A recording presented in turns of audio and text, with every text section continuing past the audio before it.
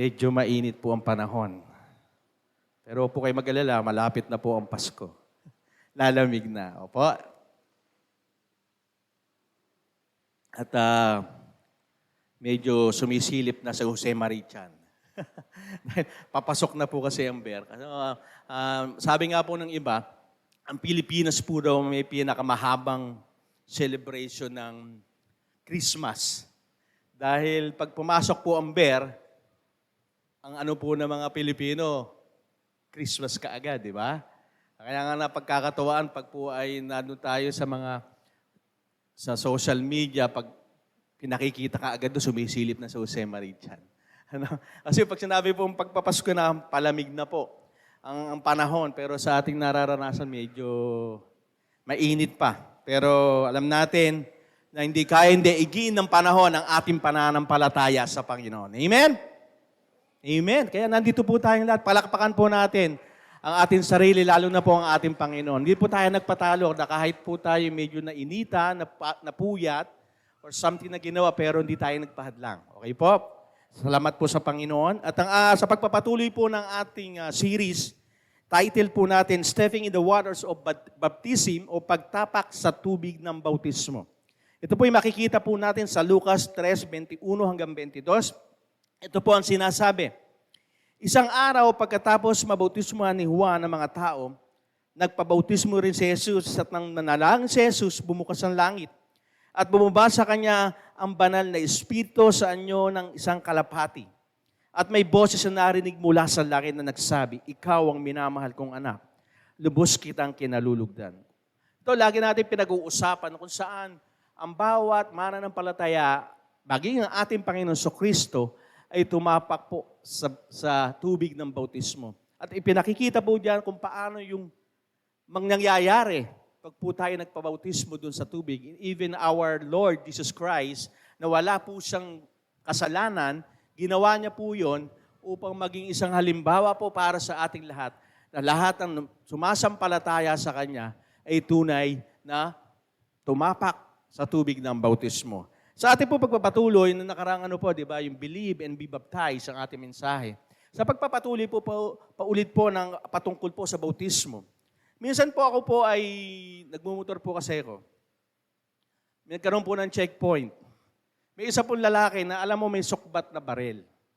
Alam niya na sumaan sa checkpoint. Siyempre, pag checkpoint, kailangan, alerto ka, lalo na yung mga pulis na nag-checkpoint, di po ba? Kung may dalang barel po, kita po talaga na may baril siya, pero pinara po siya. E di, siyempre, alerto yung mga pulis kasi alam nila may bit-bit dito na baril. Hindi nila alam, yung pala ay sundalo.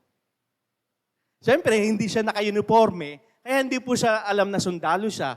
Kaya nung sinita, bakit po may dala kayong baril? Pasensya na po kayo kasi yung aking uniform, nandun po sa kampo, papunta pa lang po ako. Pinakita yung ID, pinakita po yung na siya ito tunay na sundalo. And then, kala nga namin magkakaroon ng tension. Kasi nga, di ba, pag may ganong sitwasyon, parang napapanood po natin sa TV, pagdating sa checkpoint, may sumisibat, na hinahabol, nagkakabarilan. At sa pagkakataon pong ito, nagkaroon po kasi na hindi nakita po na nag-checkpoint yung sundalo. Ano pong hindi nila nakita? Yung uniforme, di po ba? Kasi kung naka-uniform siya, sundalo to, naka-uniforme. Yun po, para pong halimbawa po ito sa atin bilang isang Kristiyano, na minsan hindi tayo na-identify because hindi tayo nagpapabaptize. Kasi alam po nyo, ang bautismo, ito po ay pagpapaki ng declaration of our faith. Kaya po tayo nagpabaptize, kay Kristo ito. Di ba? Ito po ay kay Kristo. Sa kanyang pananampalataya, walang ibang sinasabi kundi si Christ lang.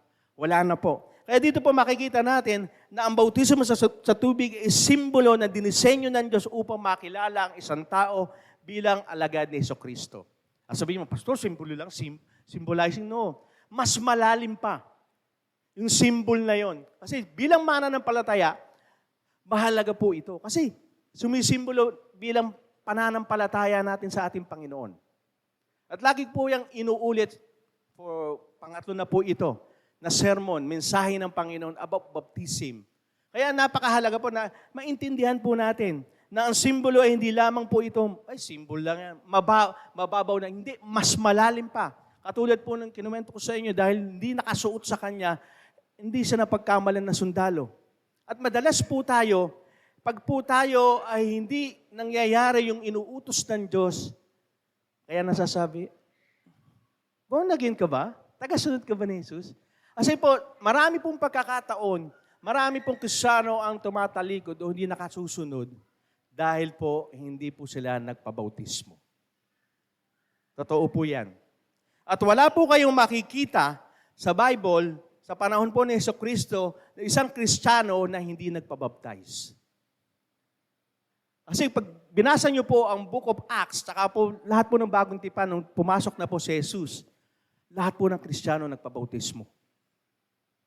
Kaya gano'n makikita natin ang kahalagahan ng bautismo. Hindi lang po ito inilubog ka doon sa tubig, kundi ito po ay pagtawag natin sa ating Panginoong Yesus Kristo. Kaya anong babasahin po natin yung series natin, di ba? Nanalangin si Jesus. Ibig sabihin, even siya po ay isang Diyos na, anak ng Diyos, pero lumalapit pa rin siya sa Diyos Ama. Kapag po tayo nagpapabautismo, pinakikita po natin ang pagpapahayag na pagtawag sa pangalan ng Panginoon na may pananampalataya ka. Kaya po hindi lang po just immersing, kundi pinapahayag mo na ikaw po ay tunay na nananampalataya at lumalapit sa Diyos Ama. At marami pong pagkakataon, ilang beses na po nangyari, na pagkalubog po, iba hindi pa po tumatayo. Iba, umiiyak or something. Pero hindi ko po sinasabi pag walang nangyaring ganun. Hindi po. May kanya-kanya ka po kasi na kilos po ng banal na espiritu nangyayari pagdating po doon. Kundi ipinakikita lang po ng bautismo ang ginagawa natin. Sa panlabas ay nagpapahayag tayo ng pananampalataya sa Panginoon at sinasabi natin, siya ang Diyos ko. Wala na pong iba. Kaya po mahalaga po ang bautismo. Kaya po yan po ang mensahe ng Panginoon ngayong umaga.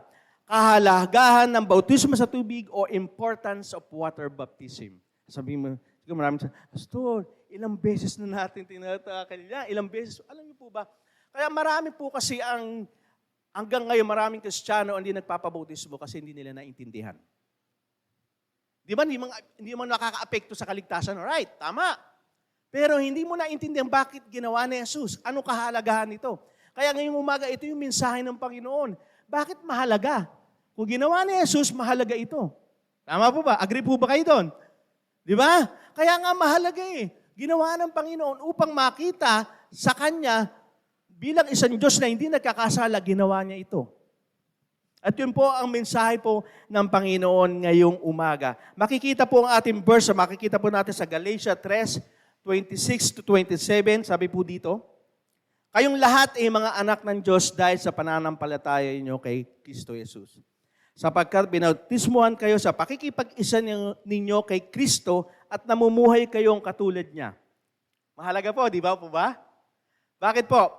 Kayong lahat ay mga anak ng Diyos dahil sa pananampalataya. Hindi ka pwedeng mauna ang bautismo and then you will pananampalataya ka. No. Mauna muna ang pananampalataya and then be baptized. Yun po yung mensahe natin last week, di ba? Believe and be baptized. Hindi po pwede mauna yung bautismo and then tsaka yung faith. No. Kaya po dito, kayong lahat ay mga anak ng Diyos dahil sa pananampalataya. Maliwanag po. Ibig sabihin, kung tayo po yung nagpabautismo, nananampalataya po kayo, di po ba? Sino po yung nagpabautismo na rito? Pakitaas ang kamay. Nung po ba kayo nagpabautismo, hindi kayo nananampalataya sa Panginoon? Kaya nga po, ipinakikita natin dito ng salita ng Diyos, mahalaga ito. Dahil kaugnayan nito sa ating pananampalataya.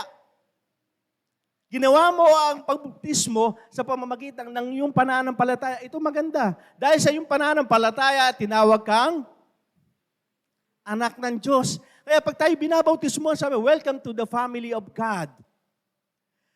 Pamilya ka na ng Panginoon. Taga-heaven ka na. Mamamayan ka na ng Diyos.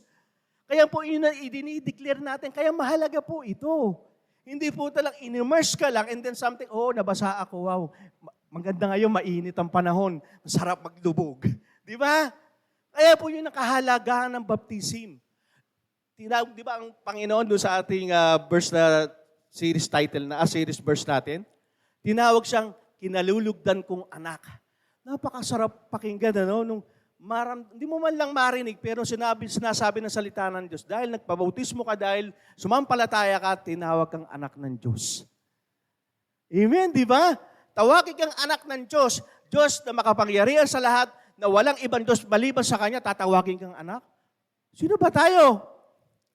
Na isang maraming bisyo, lagi nagsisinungaling, rebelde sa Diyos, and then all of the sudden, because of your faith, and nagpabaptize ka, and then sasabihin ng Diyos, anak ko.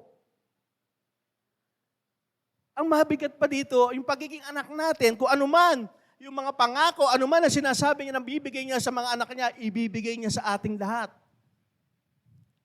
Ano po yung sinabi kay Abraham? Dahil tayo mga binhi ni Abraham, naging kalahi tayo ng mga Israelita because of our faith. At yun po ang nangyari. Kung ano man ang pangako ay Abraham, pangako din po sa lahat ng sumasampalataya sa kanya. Naniniwala po kayo? E di mahalaga ang bautismo. Di po ba? Yan po ang sinasabi, sapagkat binautisman kayo sa pakikipag-isa nyo kay Kristo. Kaya nga po makikita po natin na dahil sa pagbabautismo tayo, nakikiisa tayo. Kaya nga po sa bandang huli sinabi, namumuhay kayong katulad niya. Pag nabautismo po tayo, nakikipag-isa po tayo sa ating Panginoon. Yung pakikipag-isa po yun, sana po ang dapat nasusunod. Sana po dapat yung ating pamantayan, kung sino gusto mo mangyari sa buhay mo, nakatutok kayo sa ating Panginoon. Kaya mahalaga po, ang bautismo, hindi lang po yung basta immersing na sinasabi, simbolo lang naman ng pagiging yan. Ibig sabihin po, nakikipag-isa po tayo. Nakikibahagi tayo bilang isang kapamilya ng ating Panginoon. Kaya nga dito sa church siya ang pinakaulo. Nakikiisa tayo na may pagtitiwala sa Diyos. Huwag po kayong kasi ito po kasi nungalingan ng kaaway. Pag nagpabautismo, ayoko muna, bakit? Kasi baka hindi ko kayang gawin na sumunod, hindi ako mabago. Tama? Di ba madalas na sinasabi ng kaaway, baka hindi ko po kayang gumawa ng mabuti. Hindi nga po Mula nung ikay nagpabautismo, ang banal na Espiritu ang tutulong sa iyo upang magawa mo yung pinagagawa ng Diyos. Huwag po tayong isipin natin, hindi po ako makasunod. Talaga, hindi mo talaga kaya makasunod hanggat hindi ka sumusunod una sa Diyos. Yan po ang problema. Kaya minsan takot, kasi hindi muna. Ang kahalagahan po kasi ng bautismo, diyan ka magsisimula ng pagsunod sa ating Panginoon. At dito ipinakikita na tayo po ay tunay na gagawa paano yung nakalulugod sa Diyos. Ano po sinasabi dito po sa 1 Peter 3:21, kung wala po dyan, ito naidagdag ko lang po ito. Ang sabi po dito, makinig po kayo. Ang tubig na ito'y larawan ng bautismong nagliligtas sa atin sa pamamagitan ng muling pagkabuhay ni Hesukristo. Hindi ito paghuhugas ng dumi ng katawan, kundi pangako natin sa Diyos na hindi na tayo gagawa ng anumang bagay na alam nating labag sa kalooban niya. Ano po nakikita natin dito? Christ-likeness. Ito po yung sinasabi po doon sa atin sa verse, sa Galatians 3:26-27, mamumuhay kayong katulad niya. Hindi po ito sasabihin na magiging Diyos ako. Magiging Diyos ako. Hindi po.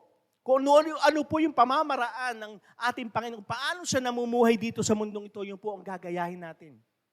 Kaya mahalaga po ang bautismo Hindi lang po yung dumi ng katawan. Magpapabautismo ko, bakit? Hindi ako naligo kahapon Para malinis yung katawan ko. Mainit kasi ngayon, kaya papabautismo ko. Hindi. Kundi higit pa sa physical, kundi yung pinaka-inner being natin, yung unang-una, yung ating spiritual.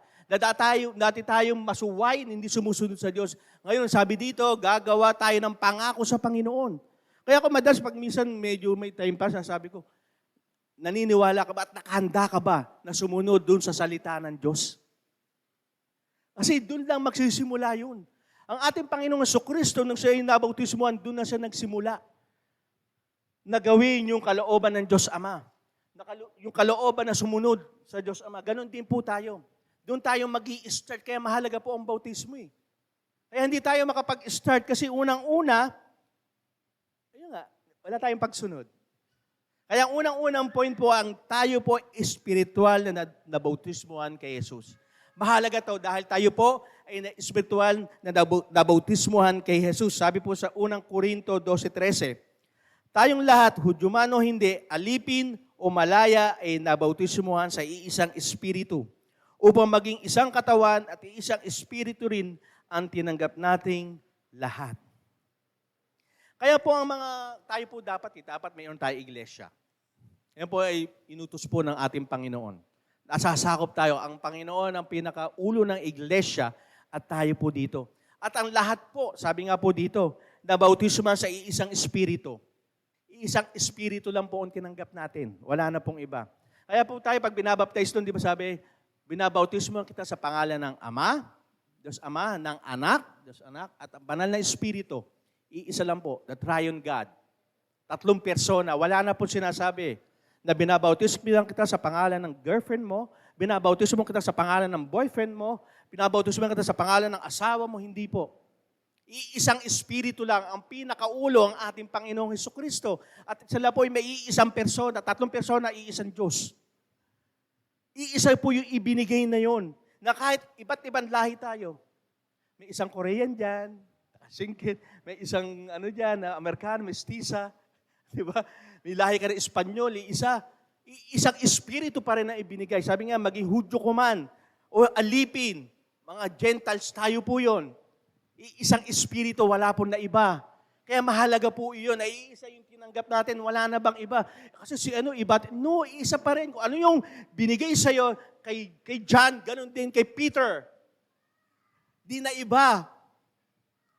Kaya kung siya ay nagamit ng Panginoon mula siya din nabautismuhan, ganun din ang mangyayari sa iyo kasi iisang espiritu yung ibinigay sa ating lahat.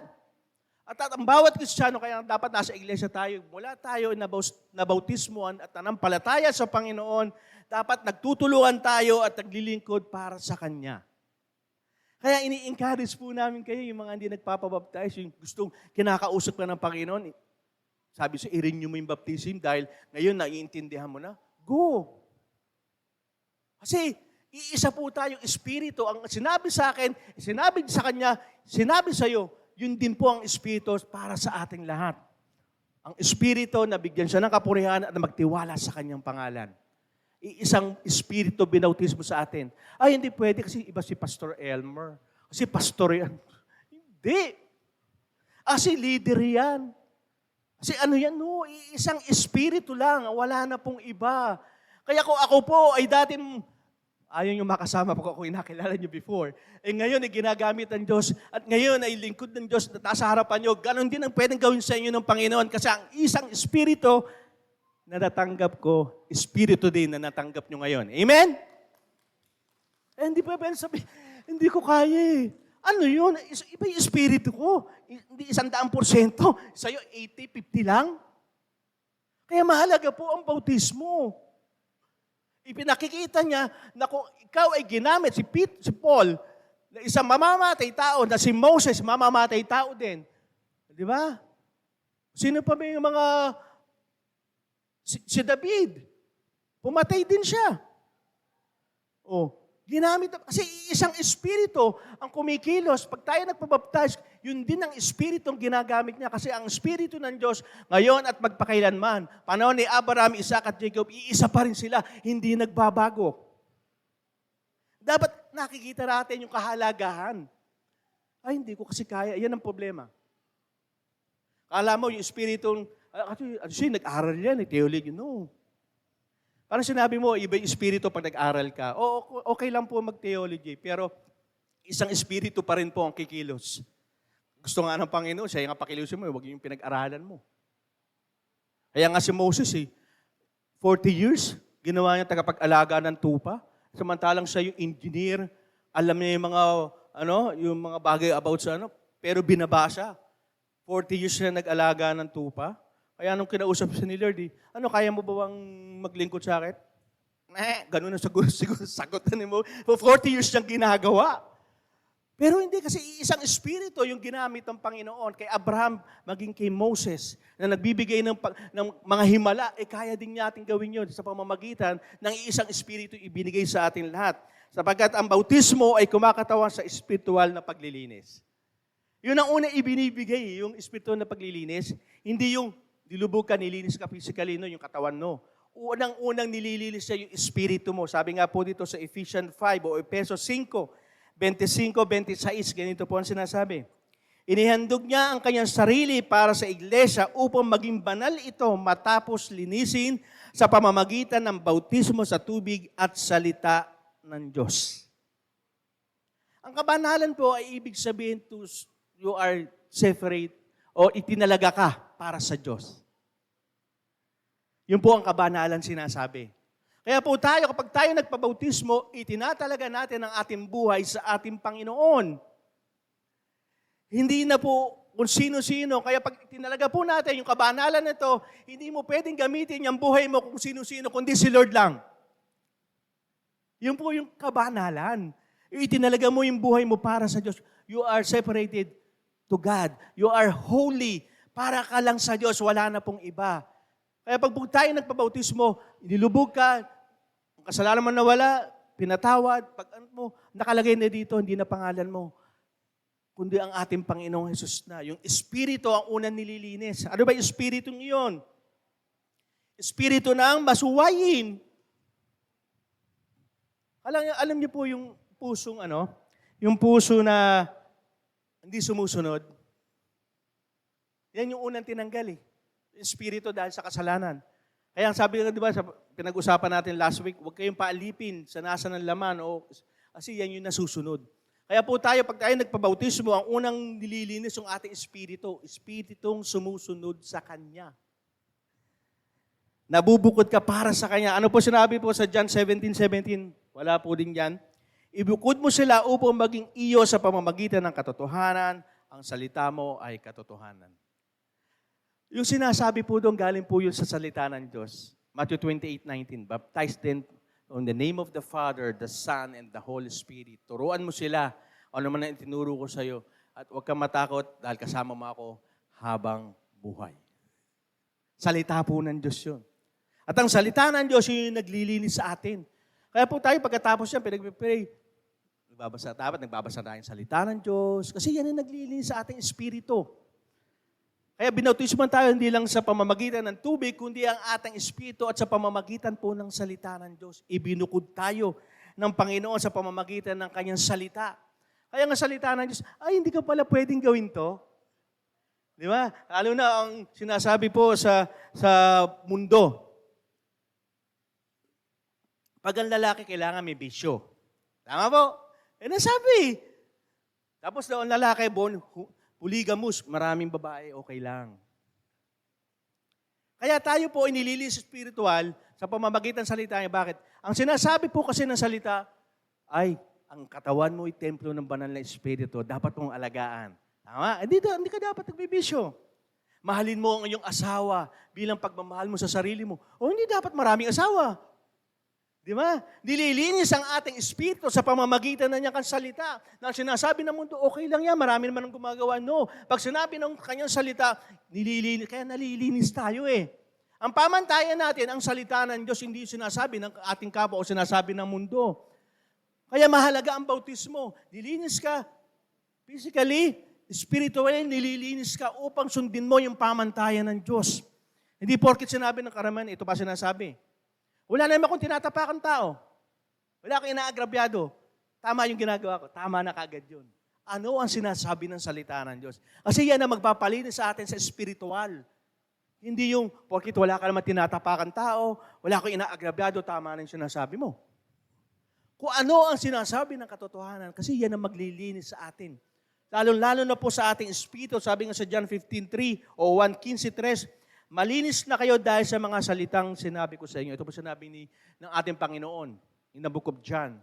Malinis na kayo sa pamamagitan ng mga salita ko na sinabi ko sa inyo.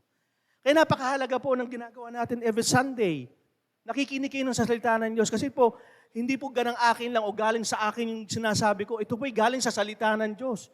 Habang po ako'y nagme-mensahe sa inyo, nililinis din po ako ng Diyos. Yung po ang katotohanan.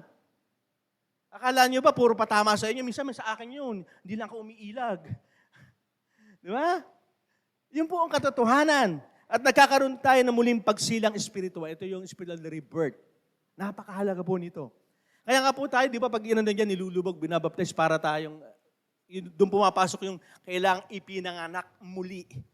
You cannot enter the kingdom of God unless you are not been born again.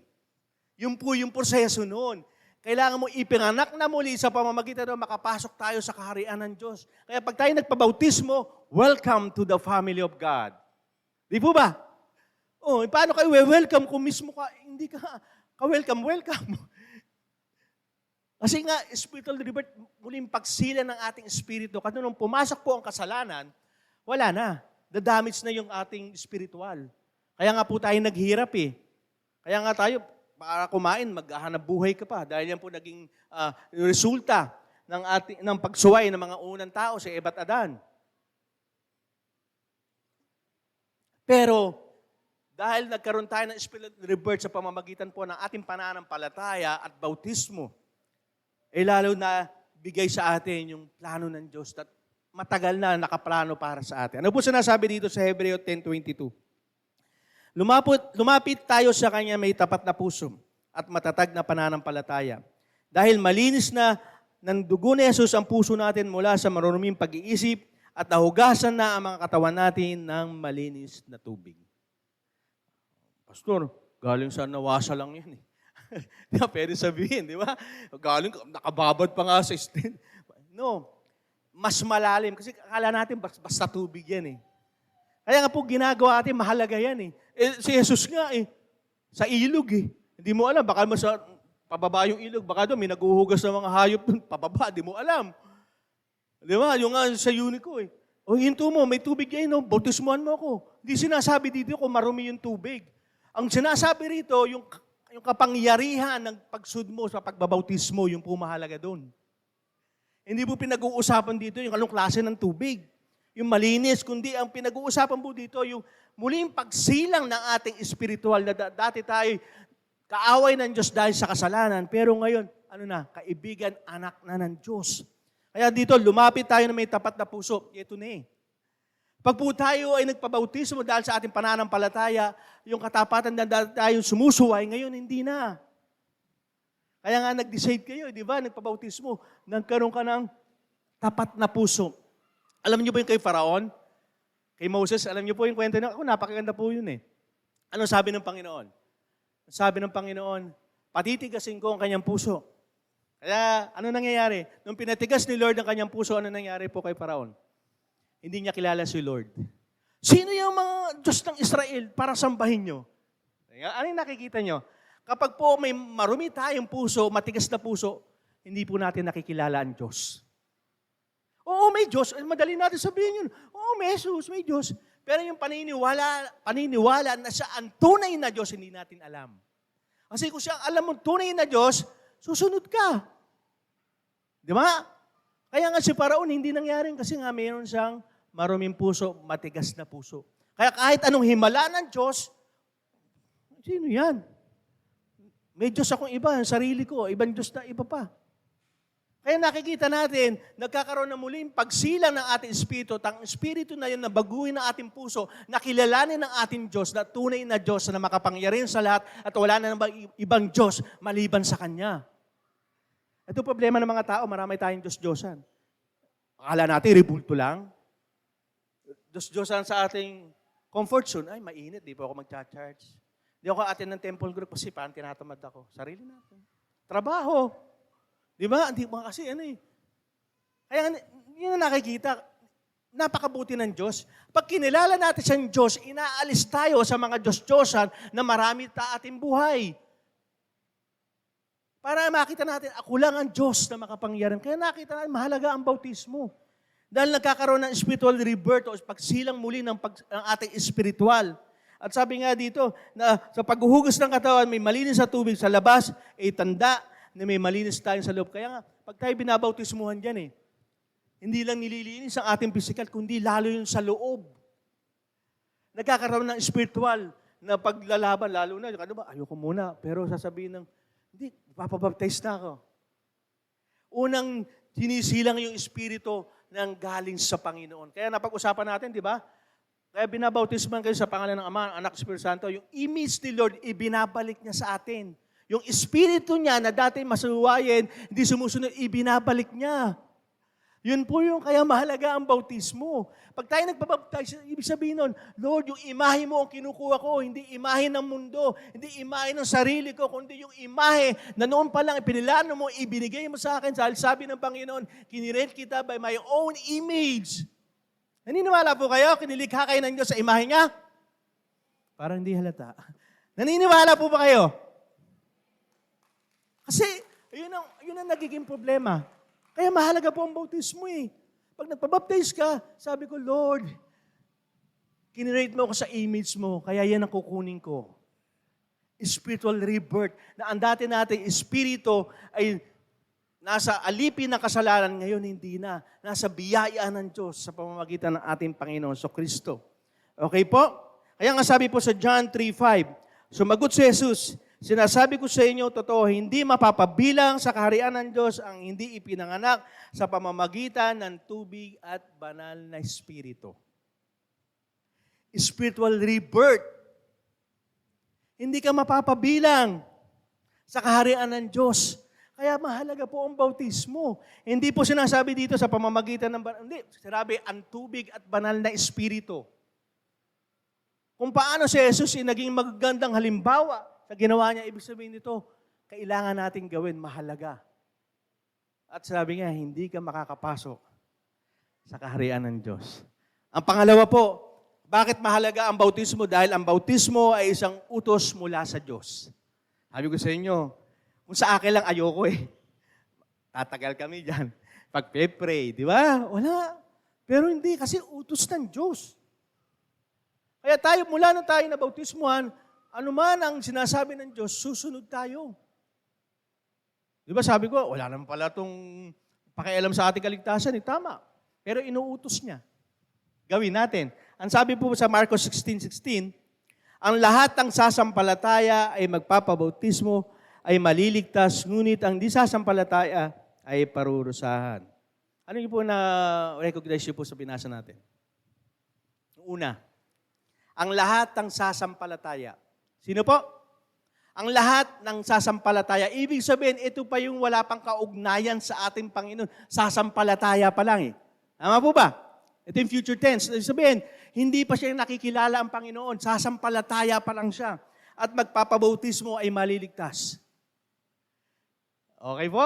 Ibig sabihin, yung mga taong sasampalataya pa lang, ay dapat magpabautismo. Kaya po yung message natin last week, yung believe and be baptized, kailangan muna maniwala, kailangan muna sumampalataya, and then you will be baptized. Kaya nga doon, papasok yung, sinasabihan na tayo eh, agad sampalataya, and then you will be baptized. Nakikita natin ba't sinabi ito ng Panginoon? Sa kategoryang napakahalaga ng bautismo. Dapat hiniwalay na lang yan sa maliligtas, di ba? Pananampalataya na lang. Ba't sinabi pa ng Panginoon? Kasi nga mahalaga ang bautismo. Hindi niya ilalagay dyan, nagsasabihin, ang sasampalataya ay maliligtas. Ngunit ang hindi sasampalataya, wala naman, sinama niya eh. Pero sa uli, may binanggit siya, ngunit ang hindi sasampalataya parurusahan. Nag-adjust si Lord, pero inutos niya. Di po ba? Walang kaugnayan sa salvation mo, pero inutos niya na magpabautismo ka. Kasi sa bandang huli, ang hindi sasampalataya parurusahan, doon na yung salvation. Sampalataya. Hindi na binanggit yung baptism. Pero inutos niya. Sabi ito, ang sasampalataya, yung bago pa lang, mananampalataya sa akin, kailangan magpabautismo. Kaya dito pumapasok na inutos na gawin agad ang pagbabautismo. Ang sasampalataya pa lang nga eh. Hindi yung, sumasampalataya, tsaka ka magpabautismo. No. Ang sasampalataya, ibig sabihin yung bago pa lang. Agad dapat gawin ang pagbabautismo. Kaya nga, inutos yan eh, na ang sasampalataya. Hindi yung sumasampalataya. Iba po yun. Past tense na po yun. Kundi pinakikita na ito ay utos na dapat gawin agad ang pagbabautismo. Sabi po sa Gawa 22:16, ngayon, ano pa ang hinihintay mo? Tumayo ka na at magpabautismo at tumawag sa Panginoon para maging malinis ka sa iyong kasalanan. Ito pa yung pagkakataon na si Paul o si Pablo ay nag-share na. Ipinaliliwanag niya po yung nangyari sa kanyang buhay kung paano niya nakilala si Jesus. At ang isa pong sinasabi niya dito, ito po yung nangyari. Ngayon, sinabi niya, ngayon, ano pa hinihintay mo? Tumayo ka. Ito po yung sinasabi ni Ananias, kay Apostol Paul. Nung nakilala niya, sumampalataya niya na si Jesus na dati niya inuusig at naunawa niya, ito pa rin Diyos na buhay na kanyang inuusig ngayon ay sinasampalataya niya, naniniwala sa Diyos, ito agad ang ginawa niya. Ngayon na, ano pa hinihintay mo? Sabi mo sa katabi mo, ngayon na, ano pa hinihintay mo? Tumayo ka na at magpabautismo, mahalaga. Kasi kung di mahalaga to kasi si Paul, 3 araw hindi kumain, 3 araw hindi uminom, nananalangin, ano, kayo po kaya? One day nga kayo hindi kumain, eh. Pag-gising nyo, kain ka agad. Eh. Hindi ako nakakain. Anong ulam, Nay? Di ba, ganun tayo? Eh, si Paul, 3 days, hindi kumain, hindi uminom. Eh, iba yun. Pag tayo nun, unang-una natin palalakasin ang ating, di ba, ang katawan. Kasi nga, hindi nga tayo kumain. Hindi nga tayo magmerienda eh. Nagre-reklamo na tayo sa nanay natin. Wala ba merienda, Nay? 3:00 na, oh. 3 days pa. Anong ginawa niya? Kasi mahalaga eh. Kaya mahalaga, ginawa niya kaagad. Ito nakikita po natin na hindi lang ang bautismo ay simpleng simbolo o sign ng ating identity with Christ, kundi ito po ay mahalaga talaga sa ating Panginoon. At ginagawa natin to dahil tinawag natin siyang Panginoon. Di ba? Kaya pag tayo binabautismoan nananampalataya ka ba sa ating Panginoon na nakapagligtas? Hindi naman sinabi nung naniniwala ba kay Jesus na yung tagapagligtas na wala yung Panginoon? No! Lagi nauuna yung Panginoon. Ano po sinasabi sa Lucas 6:46? Bakit ninyo ako tinatawag na Panginoon gayong hindi naman ninyo sinusunod ang sinasabi ko? Grabe, no? Tawag-tawag yung Panginoon pero hindi naman tayo sumusunod. Yung sabi ng Diyos, magpabautismo pero hindi. Kasi nga mahalaga eh. Kung talaga tinatawag mo si Jesus bilang Panginoon talaga, gagawin mo. Mahalaga kasi. Kasi ang buhay ng pananampalataya nagbubunga ng masunuring puso. Binabago niya yung puso natin. Na dati, ayoko. Sarili natin pero hindi. Dahil tinuring mo talagang Panginoon siya, susunod ka. Sino dito po yung may mga boss sa trabaho? May boss silang sinusunod. Pakitaas po kamay. Sino po yung mga estudyante rito na, di ba, mga teacher? Mga estudyante, pag sinabi ng teacher, kopyahin niyo, anong ginagawa niyo? Kinokopya niya, no? Gawa ka ng assignment. Ano po ginagawa niyo? Gawa. Ganun sa boss din natin sa trabaho. Pag sinabi ni boss, gawin mo to. Unahin mo yan. Ginagawa natin. Eh, ang Panginoon pa kaya na laging iniisip, kabutihan natin, hindi natin susundin. Ibig nakikita natin na ang bautismo sa tubig ay ang ating unang pagkilos ng pagsunod. Mahalaga po yun. Dahil ang Kristiyanong hindi sumusunod kay Jesus sa tubig ay mas malaki o antas na hindi na sumunod sa mga part ng kanyang buhay. Kaya po tayo, kaya nakikita natin mahalaga bakit? Pag tayo nagpabautismo, yun na po yung unang hakbang ng pagsunod sa Diyos. Kapag hindi po natin ginawa, ano po nilalagay natin foundation sa ating pananampalataya? Ano po? Disobedience. Delay obedience is disobedience. Yung pag-antala natin na hindi pagsunod, disobedience na po yun. Kasi nga, nakikita natin yung mahalaga yung bautismo kasi sa bautismo, unang hakbang sa pagsunod. Paghabang mo sa pagsunod, tuloy-diretso. Kung una pa lang na pagsunod, ayaw mo muna, ano nilalagay mo sa pananampalataya mo? Hindi pagsunod. At sasabihin mo sa atin, gusto kong lumakad kasama ang Diyos. Tama? Christ-likeness, gusto natin yan.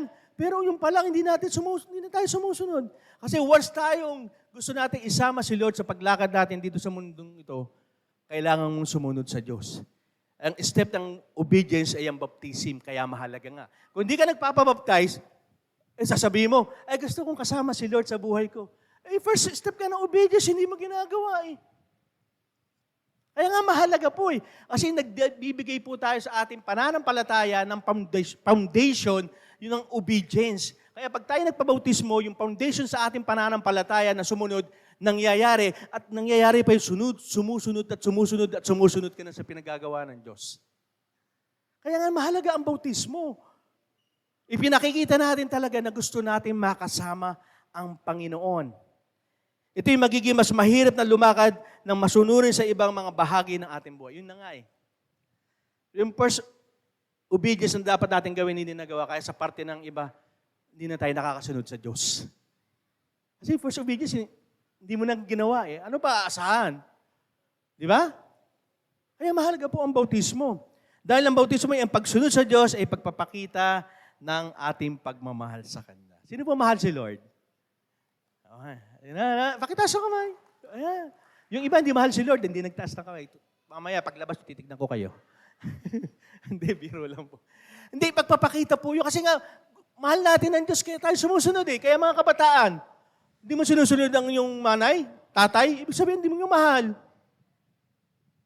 Siguro wala naman sino magsasabi dito mga magulang, ayoko sumunod kay mama, bakit? Gusto kasi ni mama, bumili ako ng shabu. Mag-shabu daw kami. Wala naman sigurong ganun. Lalo na kung yung magulang mananampalataya, sabihin sila, anak, lika rito, mag-inom tayo. Hindi naman ah. Kaya ang sabi sa Bible, di ba? Pag humingi ka ba sa nanay mo, bibigyan ka humingi ka ng tinapay, bibigyan ka ng ahas. Ano pa kaya ang Diyos na mabuting Diyos na humingi ka na puno ng kabutihan, ibibigay sa'yo, puro mabuti.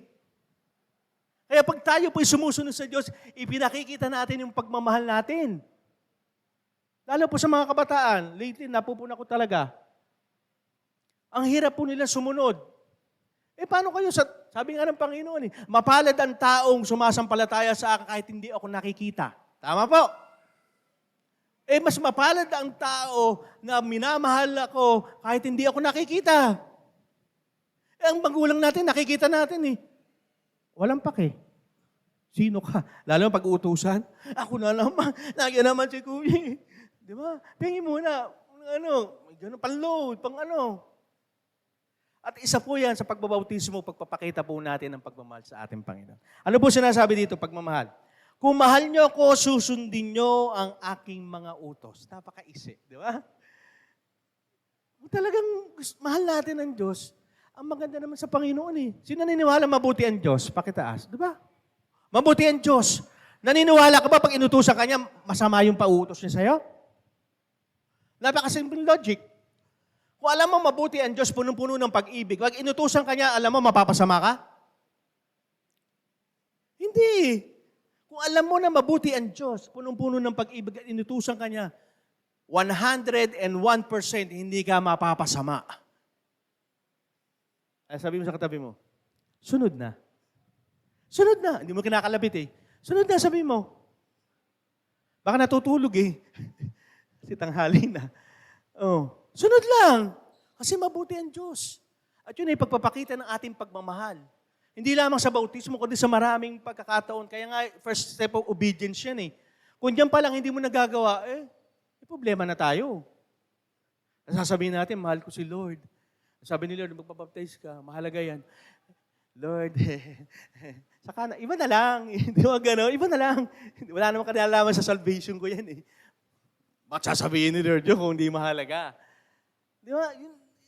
Namnamin natin, ano yung sinasabi ng salita ng Diyos?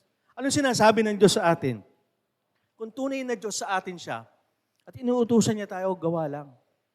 Ako ang hirap-hirap po kung sumunod. Lalo-lalo na po yung sa buhay ko, yung pinag-uutos niya, yung matagal ko nang ginagawa. Ano na mga kalalakihan to, di ba? Yung mga tatay, pakita sa kamay. Ayan, di ba? Alam niyo yun, yung mga bisyo mo for binata ka pa lang hanggang sa mag-asawa ka, meron ka na. Then all of the sudden, sasabihin sa ni Lord, tanggalin mo yan, inuutos kong alisin mo yan. Di ba? Ang hirap. Lord naman. Wala pa nga yung asawa ko, bisyo ko na to eh. Satanggalin na lang ng ganon-ganon. Alam niyo po, struggle ko po yan noon. Pero nang sabi ko, Lord, kasi kayo ang Diyos sa buhay ko, hindi na ako. Inalis ko. Napabuti pa talaga ako. Di ba? Ganun eh. Kasi alam niyo bakit? Marami po akong kainuman ngayon, wala na. Sumalangit nawa. Bata pa lang. Pinsan ko, 40 plus, wala na. Bisyo. Kung di ko tinanggal ngayon, baka wala na po ako dito. Baka puntahan nyo na lang po ako sa ano. Kasi mabuti ang Diyos eh. Pinahalaga niya yung spiritual mo, pinahalaga niya yung buhay mo. Kaya pag sinabi ng Diyos, sunod ka lang, ay yun ay pagpapakita ng pagmamahal mo at pagmamahal ng Diyos sa'yo. Amen? Kaya, mahalaga po ang bautismo. Hindi ko po pagdidiinan to o sa susunod pang message ni Lord kung hindi po ito mahalaga. Nakita po natin yung kahalagahan nito bilang mananampalataya. Sino po mananampalataya ng ating Panginoon? Amen. Mahalaga po. Pahalagaan po natin. Sa huli po, ang bautismo ay isang simple ngunit malalim na pagkilos ng pagsunod na dadalhin natin sa habang buhay. Bakit po? Kasi yan ang first step of obedience mo. Lord, salamat. Dahil tinuruan mo ako humakbang ng pagsunod sa iyo. Ang ating Panginoong Jesus, di ba? Diyos na siya, pero Lord, dahil ikaw ang gusto kong masunod.